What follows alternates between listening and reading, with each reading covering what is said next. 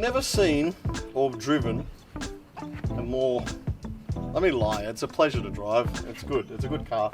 But you know what's really funny? It's very complicated, right? It's taken me so long, and I still don't even know. I don't even know what size engine's in this.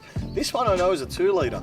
It clearly has 2 litre written on the top of the engine cover. You might think, well, you know, it must be a 2 litre too, but it's not. It's a totally different engine. The oil filler cap's on the different side.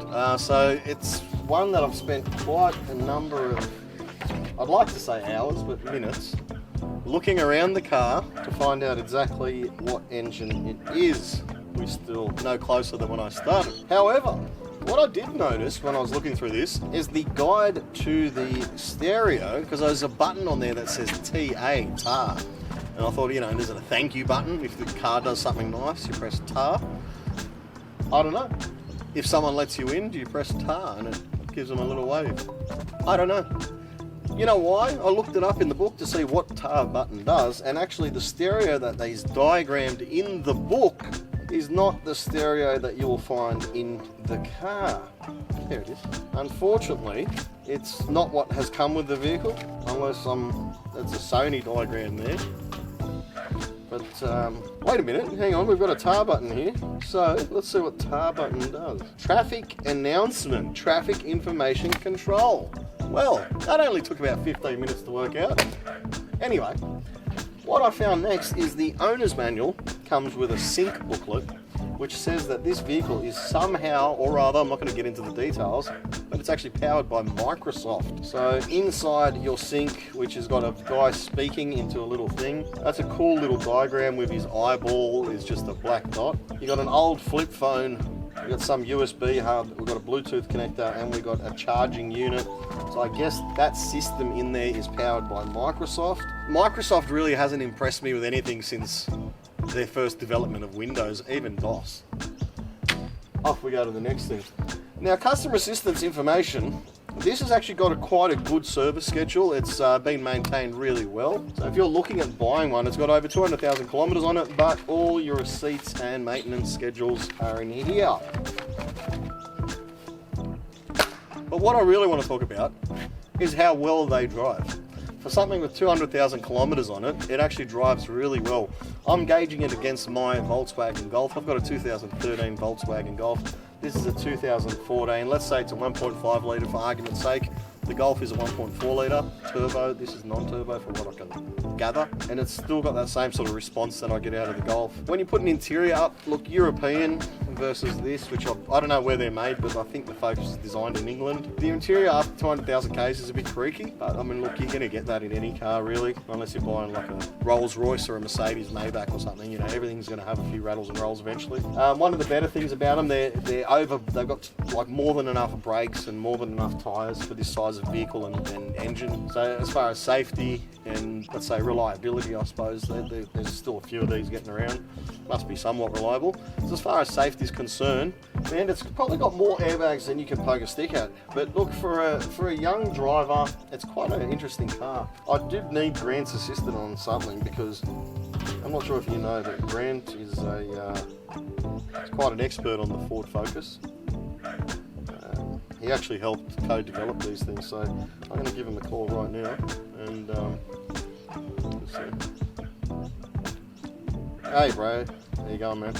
So he's on his way now and he'll show us what that is all about. Hey man, you need my help with something? Bro, there's a funnel in there. Look, what's it for? Oil?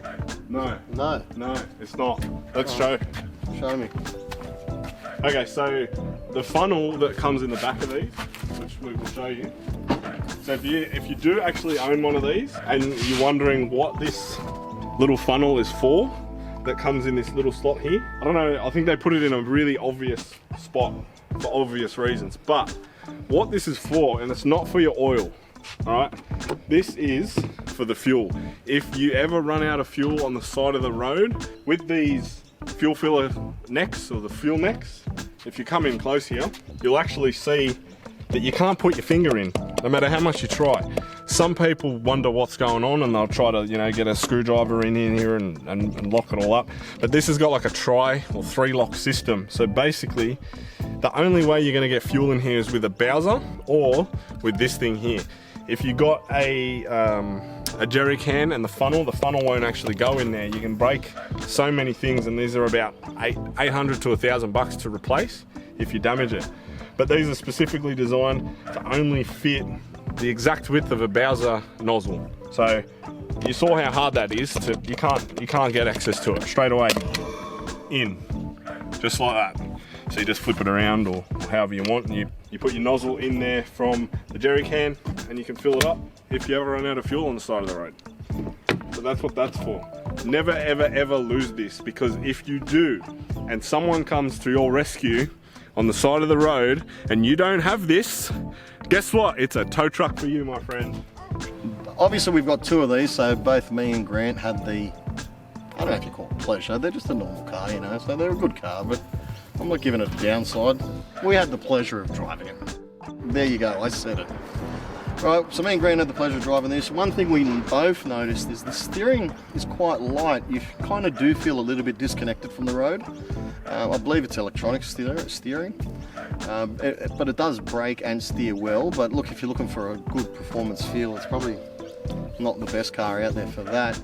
The other thing is the old stereo, which I was saying I couldn't find in the book. We ended up finding it in the book, but still, it's comparing it to my 2013 Golf. It is quite old. It's got that blue digital screen where there's like dots, blue dots on a black background. It just has a really ancient feel to it. Everything's push button. There's a couple of buttons on your steering wheel.